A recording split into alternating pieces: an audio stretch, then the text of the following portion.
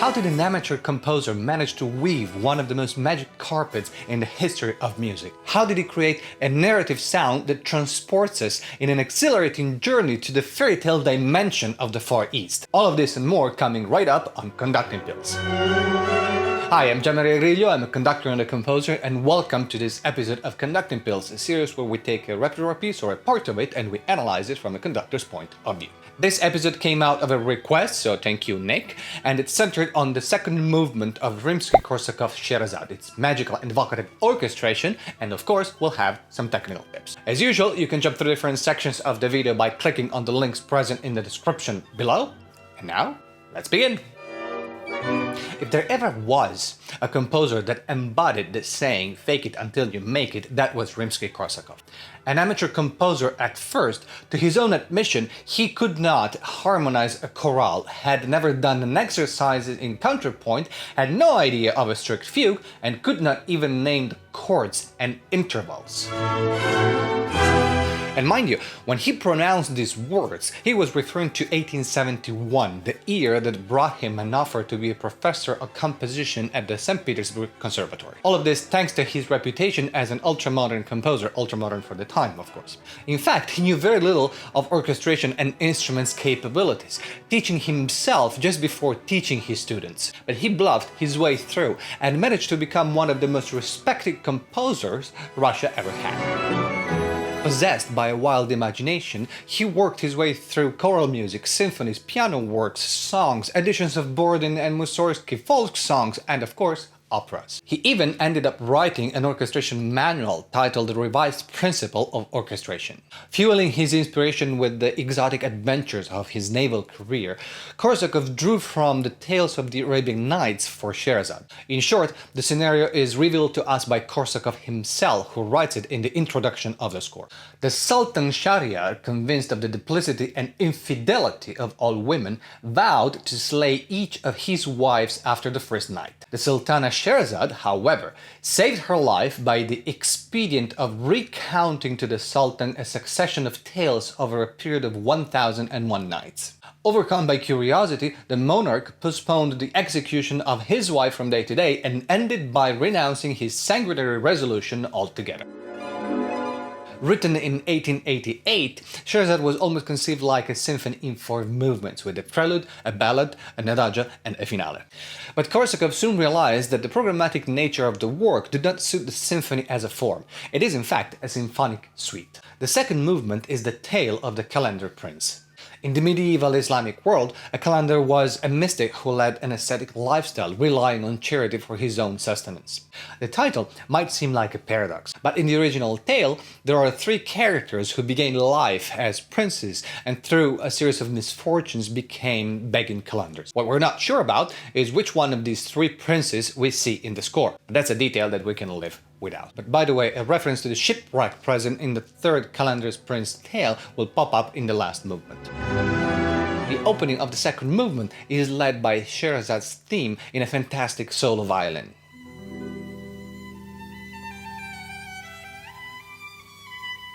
In terms of themes, this movement is written in a ternary form, ABA, as we will see, but in fact it is a succession of colorful variations. The theme of the prince is a Russian folk song played by the bassoon.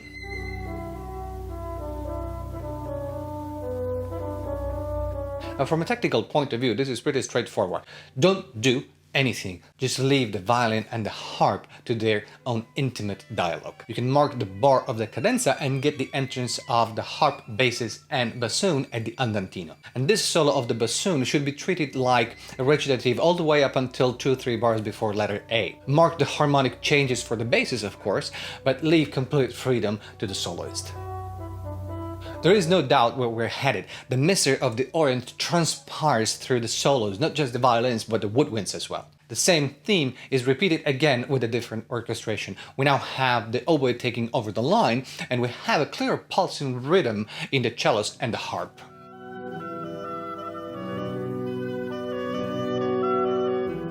Korsakov repeats the same theme over and over again. It's now time for the violins, who also pick up the tempo a little bit.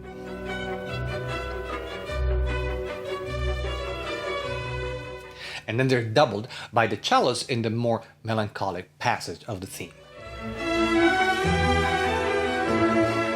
The rhythmic element of the theme takes over in the next variation, played by the woodwinds, while the strings strum away in pizzicato chords.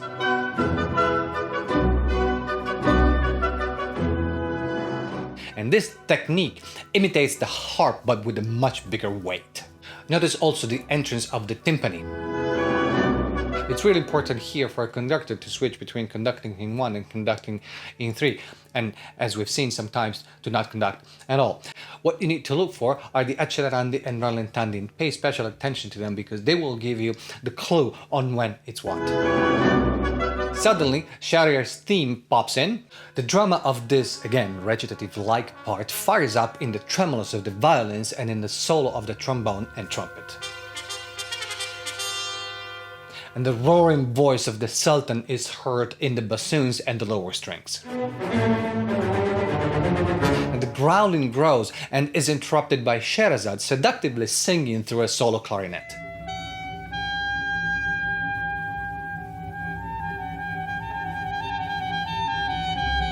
While the impatience of the Sultan fervidly ferments in the strings. And notice that the strings here are always in pizzicato.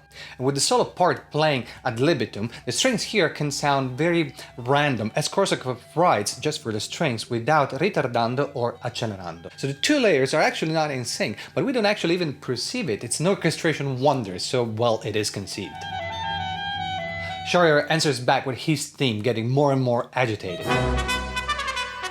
Look at those thrills in the second violins and oboe, how masterfully they depict the excitement. Now the tempo gets faster, the orchestration thickens, and the temperature rises.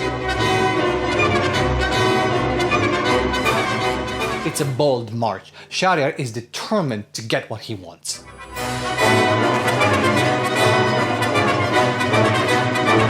But Scheherazade stops him again with another cadenza moment. The Sultan tries to resist, popping up in the bass line. But notice how Scheherazade weaves her magic in the chromatic passages underlying the Russian song. And reiterating it more vehemently. The bowings marked in the violins accentuate where the weight should go within the phrase. And here they're also an indication for an unwritten but traditional rallentando. After a final repeat of this theme in full orchestra, the atmosphere is toned down, with Scheherazade charming us with the wavy glissando of the harp.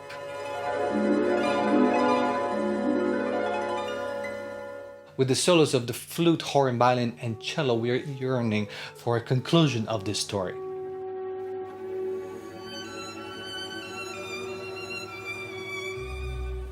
The Sultan is pushing for it in the low brass in the animato. But Scheherazade keeps her secret. She closes the story on a final chord deprived of its third, leaving us hanging in open face.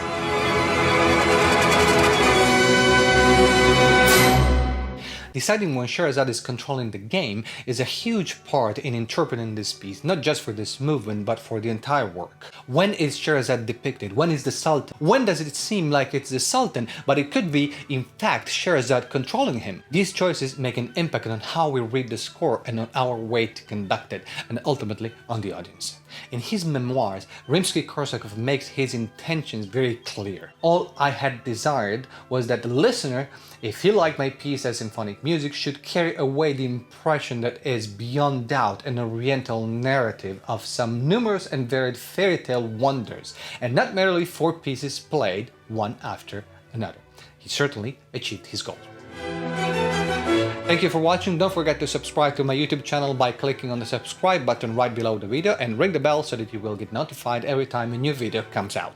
Let me know in the comments what you think about this piece, and I will see you next week with a new episode of Conducting Pills when we will discuss the first movement of Beethoven's 7th Symphony. Till then, bye bye.